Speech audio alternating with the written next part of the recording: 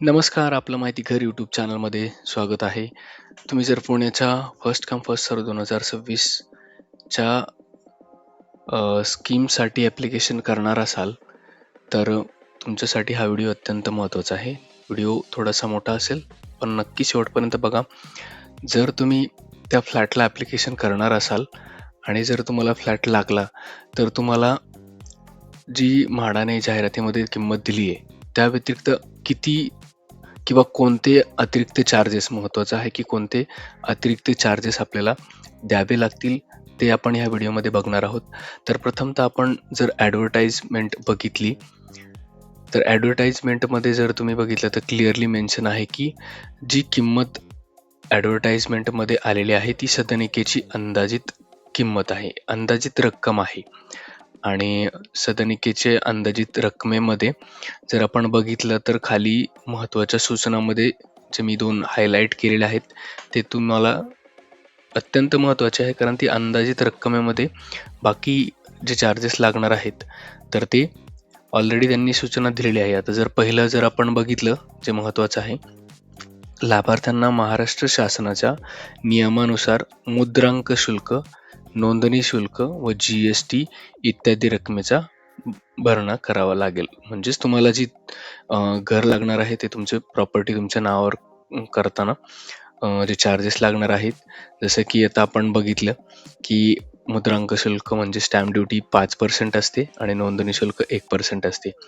तर ते 2 चार्जेस, प्रथमतः हे 2 चार्जेस तुम्हाला पे करायचे आहेत जेव्हा तुम्ही रजिस्ट्रेशन करणार असाल. तुम्ही जर लेडीजच्या नावाने जर असेल, तर स्टॅम्प ड्युटीमध्ये 1%चा डिस्काउंटसुद्धा असतो. तर हे तुम्हाला लक्षात ठेवायचं आहे, की तुम्ही जेव्हा ॲप्लिकेशन करताय, तर अतिरिक्त चार्जेसमध्ये काय काय लागणार आहेत. तर हे झालं एक. त्याच्यानंतर दुसरं आहे, की सदर सदनिका क्लिअरली मेन्शन केलेलं आहे, की सदर सदनिका या विक्रियाअभावी रिक्त असल्याने त्या सदनिकांचा प्रलंबित मालमत्ता कर तसेच मेंटेनन्स चार्जेस लाभार्थ्याने अदा करावयाचे आहे. म्हणजे ह्या ज्या सदनिका आहेत, ह्या विक्रियाअभावी पेंडिंग होत्या. काही ऑलरेडी त्या ज्या सदनिका आहेत किंवा स्कीम आहेत, त्यांचं ऑलरेडी पोझिशन झालेलं असेल. OC आल्यानंतर शक्यतो प्रॉपर्टी टॅक्ससुद्धा चालू होतो. ओके. जर आपण बघितलं तर जेव्हा बिल्डिंग कंप्लीट होते, प्रॉपर्टी टॅक्स म्हणजे जो मालमत्ता कर कधीपासून चालू होतो, शक्यतो बिल्डिंग जेव्हा कंप्लीट होते किंवा OC जेव्हा मिळते, त्यानंतरच प्रॉपर्टी टॅक्स चालू होतो त्या सदनिकांसाठी. आणि जरी ती सदनिका बिल्डरकडून विकलेली नसते, तरीही तिला टॅक्स चालू होतो. आणि जर आपण बघितलं, आपल्यासाठी महत्त्वाचं आहे, की तेव्हापासूनचा जो काही प्रॉपर्टी टॅक्स असेल किंवा जेव्हा बिल्डरने पोझिशन द्यायला चालू केलं असेल, तेव्हापासूनचा जो काही प्रॉपर्टी टॅक्स बाकी असेल, तो आपल्याला भरायचा आहे, जे की म्हाडाने सुद्धा त्यांच्या सूचनांमध्ये क्लिअरली मेन्शन केलेलं आहे, स्पेसिफिकली ह्या सदनिकांसाठी. कारण ह्या प्रलंबित आहेत, खूप दिवसापासूनच्या असतील, काही रिसेंटवाल्या असतील, पण त्या प्रलंबित आहे विक्रियाअभावी. त्याच्यानंतर आहे मेंटेनन्स चार्जेस. जर तुमचा फ्लॅट जो स्कीममधला तुम्हाला जर लागला, तर ती सोसायटी जर याच्या आधीच पोझिशन भेटला असेल आणि तिथून पुढे ते सोसायटीचा मेंटेनन्स चालू झालेला असेल, एक सोसायटी कमिटी फॉर्म झाली असेल, त्यांनी काहीतरी नॉमिनल ॲव्हरेज त्यांचं जो काही मंथली मेंटेनन्स तो ठरवलेला असेल, 2,000 असेल, 3,000 असेल, तो ॲव्हरेज मंथली मेंटेनन्स सुद्धा तुम्हाला भरावा लागणार आहे. हे सुद्धा म्हाडाने क्लिअरली मेन्शन केलेलं आहे. जर तुमची जी सदनिका तुम्ही घेताय, जर 1 वर्षापासून पेंडिंग असेल, तर त्याचे तुम्हाला ॲव्हरेज बघायचं आहे, की किती पैसे आपल्याला मेंटेनन्सचे सुद्धा द्यावे लागणार आहे. तर हा एक पॉईंट आहे. हे 2 पॉईंट जाहिरातीमध्ये क्लिअरली मेन्शन केलेलं आहे. त्यामुळे लक्षात ठेवा, की ही जी किंमत आहे, ही फायनल किंमत नाही आहे. याच्यामध्ये तुम्हाला अतिरिक्त ह्या गोष्टीसुद्धा पे करायच्या आहे. त्याच्यानंतर आपण जर ॲडिशनल GST सुद्धा त्यांनी सांगितलेलं आहे, किंवा सोसायटी फॉर्मेशन म्हणजे सोसायटी जेव्हा फॉर्म होते, तेव्हाचे जे काही चार्जेस असतात, ते नॉमिनल असतात, किंवा तुमच्या नावाचं जे मीटर इन्स्टॉलेशन होणार आहे, त्याचेही चार्जेस जे असतात, ते तुम्हाला द्यावे लागतात. तर अशा प्रकारचे तुम्हाला चार्जेस तिथं ॲडिशनली द्यायचे आहेत.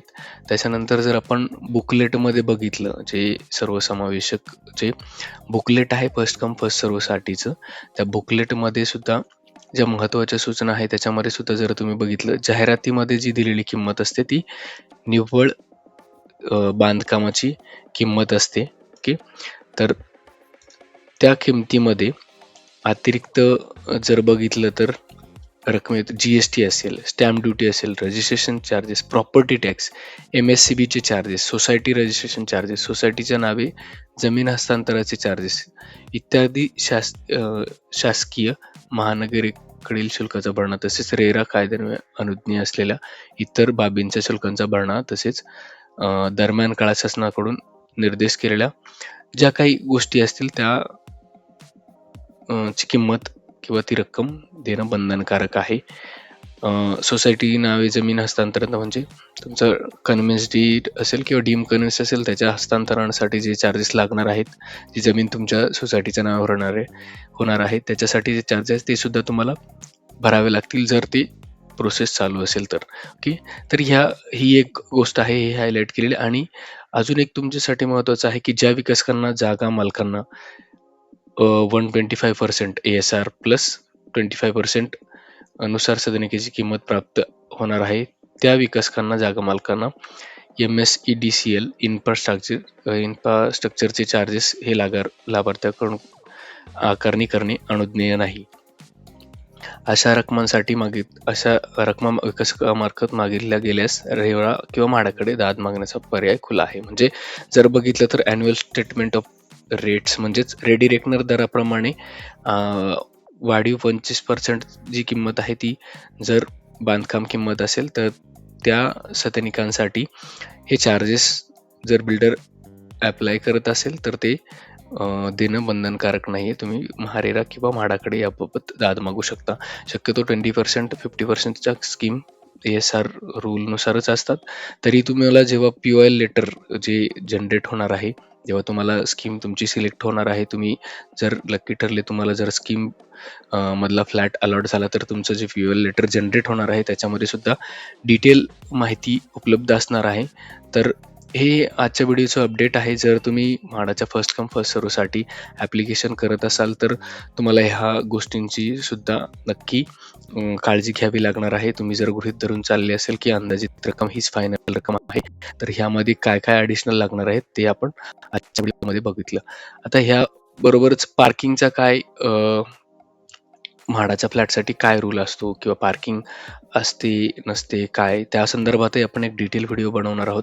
तर व्हिडिओ माहिती आवडली तर नक्की लाईक, शेअर आणि सबस्क्राईब करून ठेवा, जेणेकरून रेग्युलर अपडेट तुमच्यापर्यंत पोहोचवले जातील.